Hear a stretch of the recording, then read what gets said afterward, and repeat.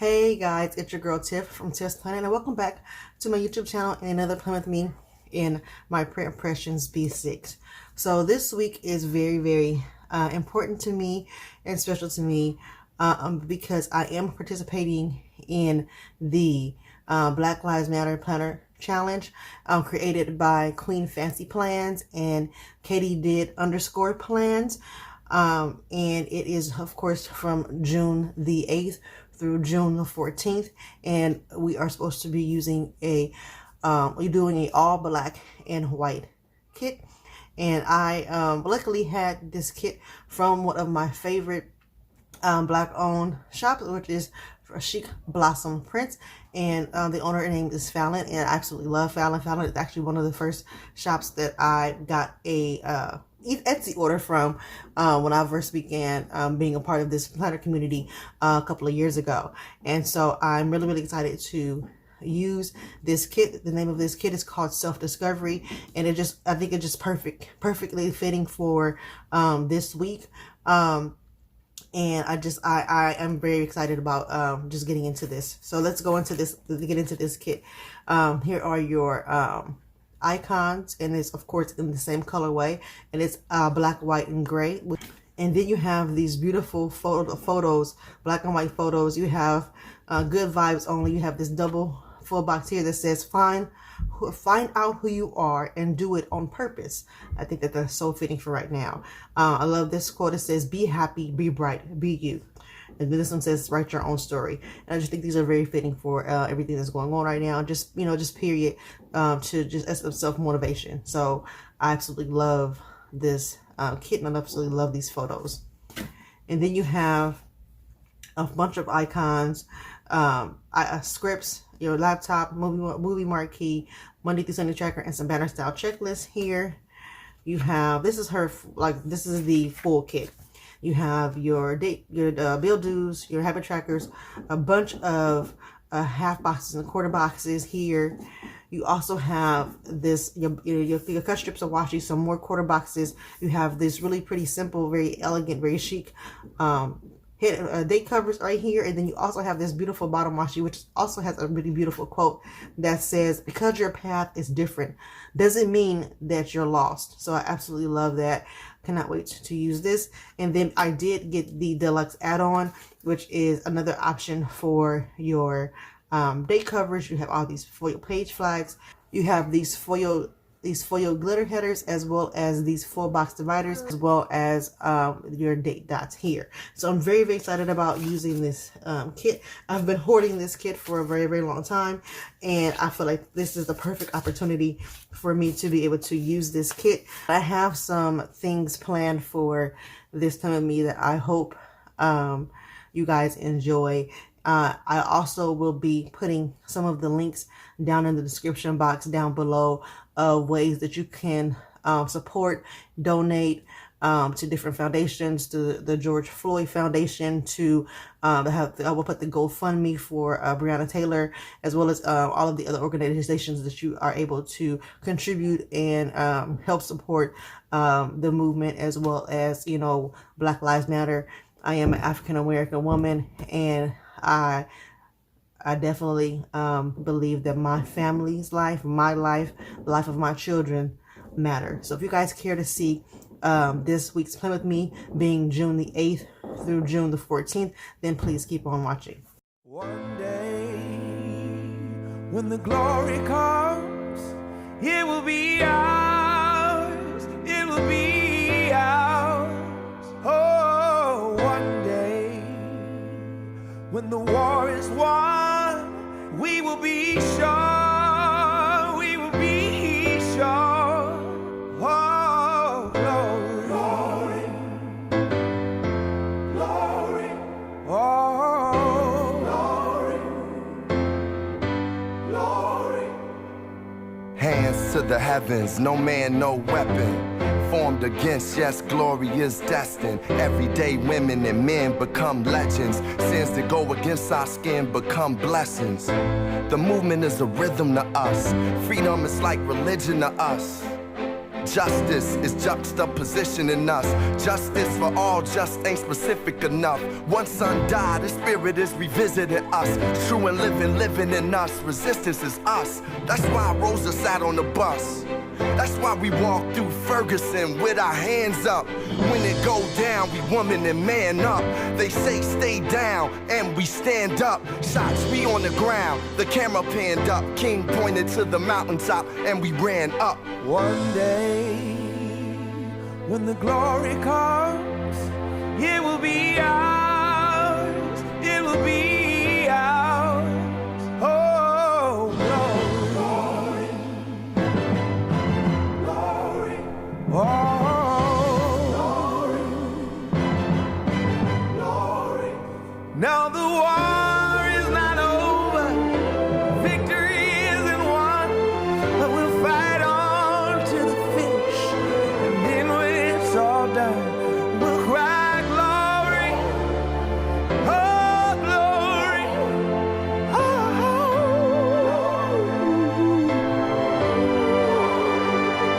Selma is now for every man, woman, and child. Even Jesus got his crown in front of a crowd. They march with the torch, we gon' run with it now. Never look back, we done gone hundreds of miles. From dark roads, heroes, to become a hero. Facing the League of Justice, his power was the people. Enemy is lethal, a king became regal. Saw the face of Jim Crow under a bald ego. No one can win a war individually. It take the wisdom of the elders and young people's energy. Welcome to the story we call victory. The coming of the Lord, my eyes have seen the glory. One day, when the glory comes, it will be ours. It will be ours. Oh, glory.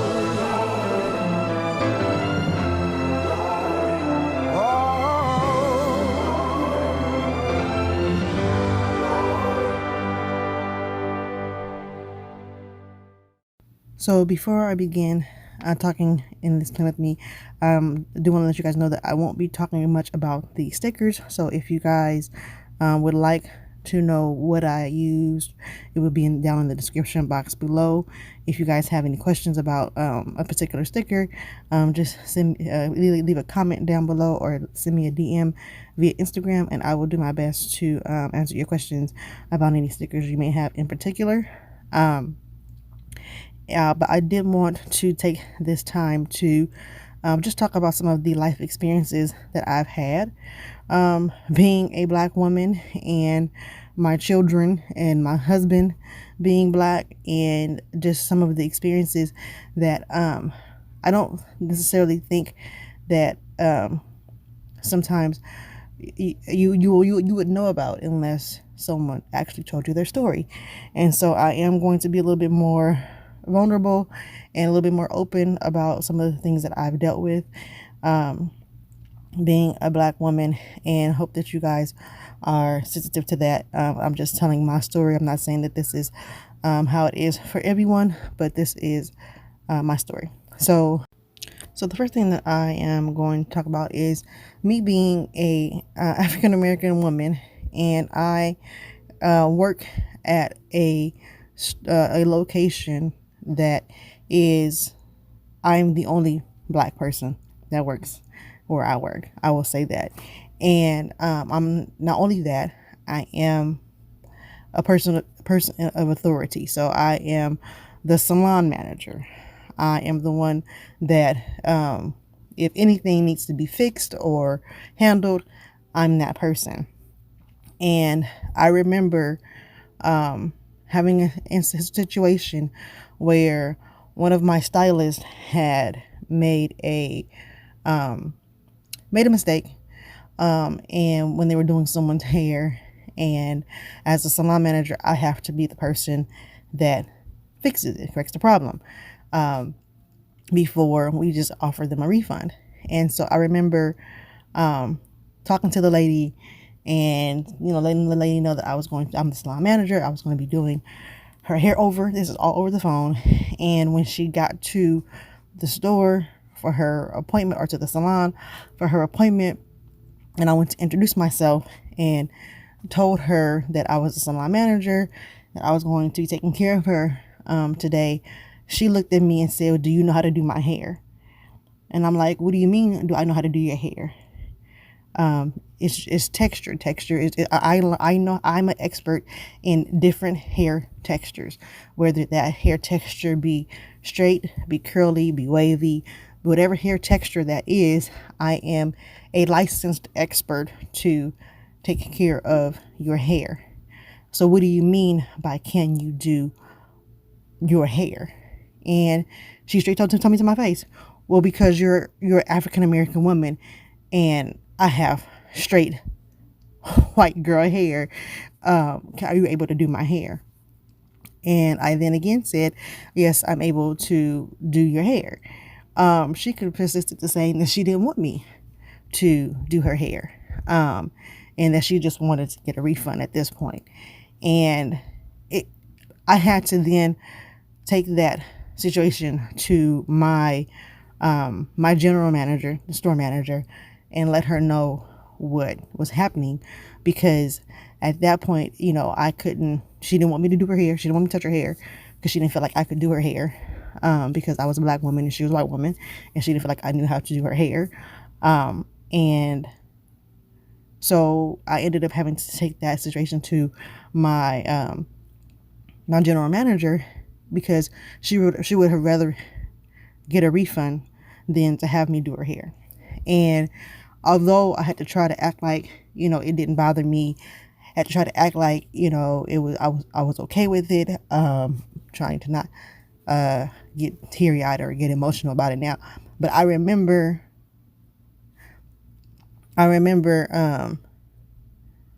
after all of it happened, going in the back where the shampoo bowls were and looking at one of my stylists.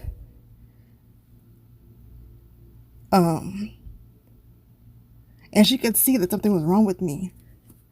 And so she came in the back and she's like, "Are you okay?" Kind of told her what happened.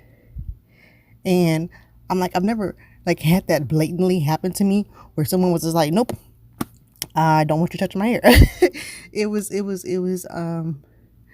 a hard pill to swallow.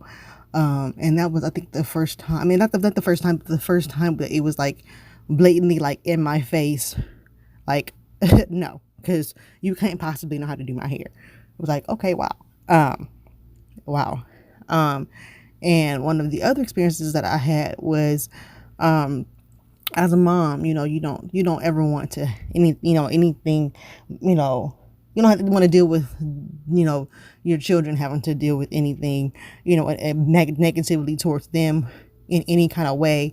And I remember, my daughter was 5 years old, and I remember, her, and at the time she was going to a school that was predominantly Caucasian. She was the only black girl in her classroom. And I remember her coming home for a week and a half straight.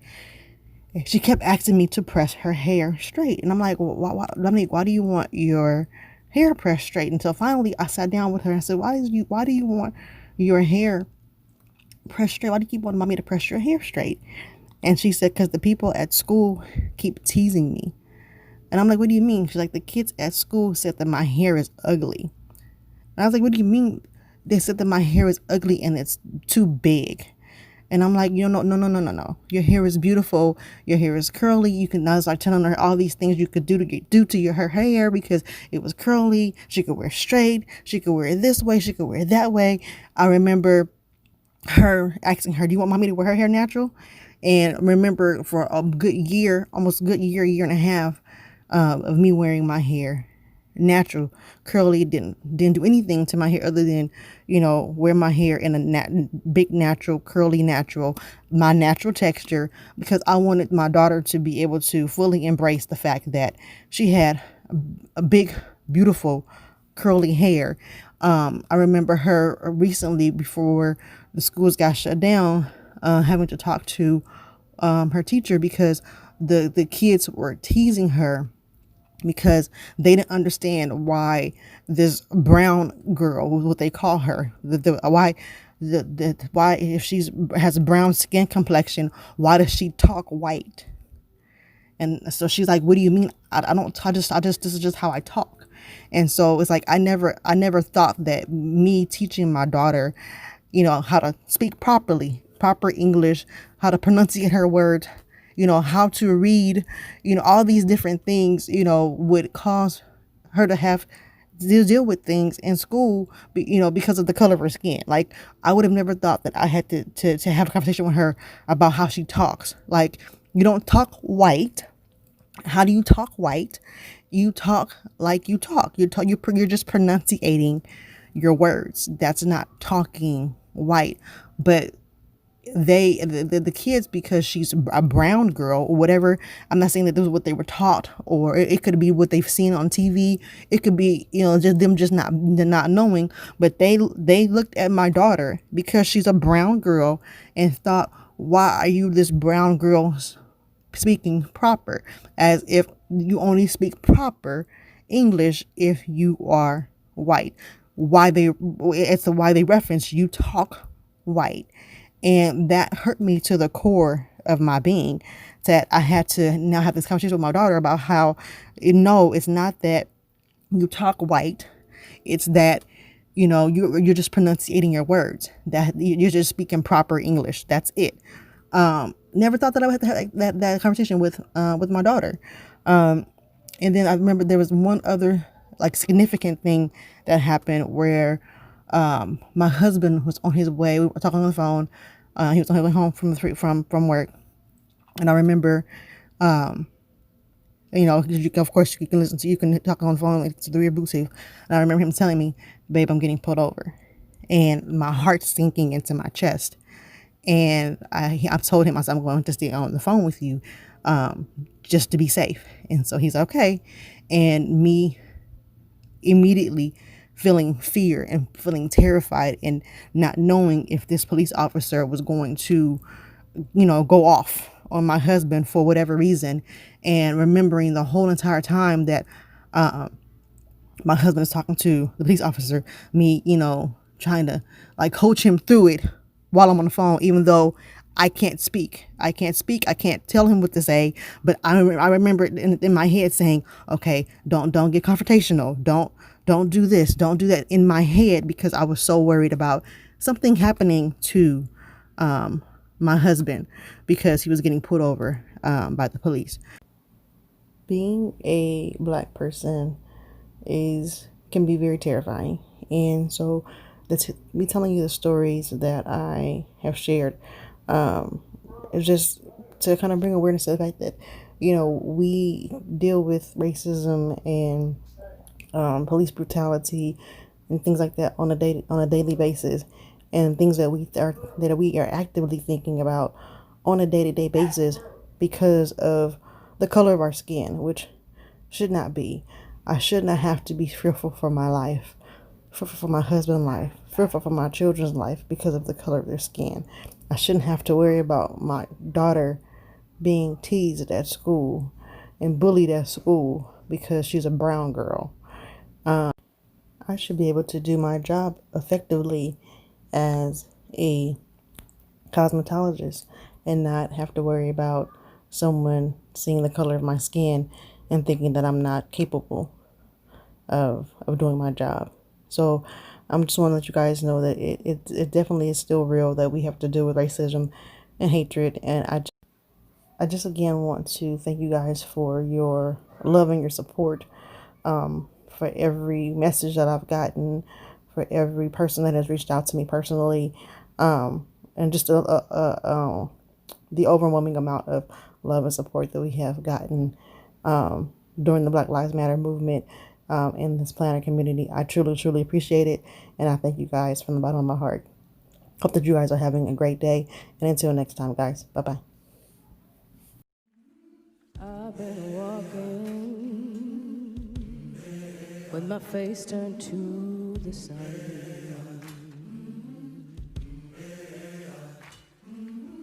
weight on my shoulders, a bullet in my gun.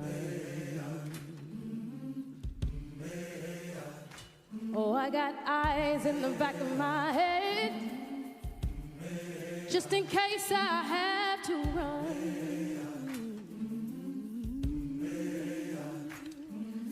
I do what I can when I can, while I can for my people. While the clouds roll back and the stars fill the night, that's when I'm gonna stand up, take my people with me. Together we are going.